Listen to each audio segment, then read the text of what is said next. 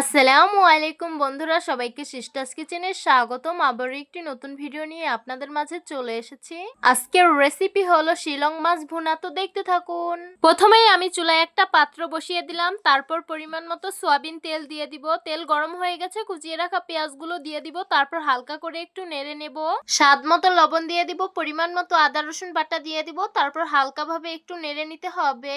পরিমাণ মতো হলুদ মরিচের গুঁড়ো দিয়ে দিব, সামান্য পানি দিয়ে মশলাগুলোকে খুব ভালোভাবে কষিয়ে নিতে হবে।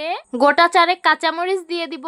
তো দেখতেই পারছেন আমি মশলাগুলোকে খুব ভালোভাবে কষিয়ে নিয়েছি। এখন পরিমাণ মতো ঝোলের পানি দিয়ে দিব, তারপর সুন্দরভাবে নেড়ে মিশিয়ে নিব।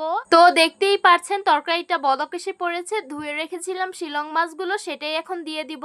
আমরা কিন্তু আপনাদের খুবই সিম্পল ভাবে রেসিপি দেওয়ার চেষ্টা করি, যাতে এটা আপনারাও বাসায় ট্রাই করতে পারেন। বাই দ্য ওয়ে, আমাদের মাটির চুলার রান্না আপনাদের কাছে কেমন লাগে অবশ্যই কমেন্ট করে জানাবেন। এখন দিয়ে দিব কুচিয়ে রাখা বিলাতি ধনিয়া পাতা, তারপর সুন্দর করে নেড়ে মিশিয়ে নিব। আমাদের তরকারি হয়ে গেছে, এখন নামিয়ে পরিবেশন করে নিব। এই তো গরম গরম শিলং মাছ ভুনা পরিবেশন করে নিলাম। দেখতে খুবই লোভনীয় লাগছে আর খেতে কিন্তু খুবই সুস্বাদু হয়েছে। বাই দ্য ওয়ে, নদীর এই শিলং মাছ কিন্তু খেতে অনেক বেশি মজাদার। যারা এখনো শিলং মাছ খাননি অবশ্যই ট্রাই করে দেখবেন, এটা অনেক বেশি মজার। তো আশা করছি আজকের ভিডিওটা আপনাদের কাছে অনেক অনেক বেশি ভালো লাগবে। ভালো লেগে থাকলে আমাদের ইউটিউব চ্যানেলটি সাবস্ক্রাইব করবেন, আর যারা আমার ফেসবুক পেজ থেকে দেখছেন পেজটিকে ফলো করবেন। সবাই ভালো থাকবেন, সুস্থ থাকবেন, আর সিস্টার্স কিচেনের সাথেই থাকবেন। আবারও কথা হবে কোনো নতুন ভিডিওতে। তাহলে আজকে এই পর্যন্তই। আল্লাহ হাফিজ।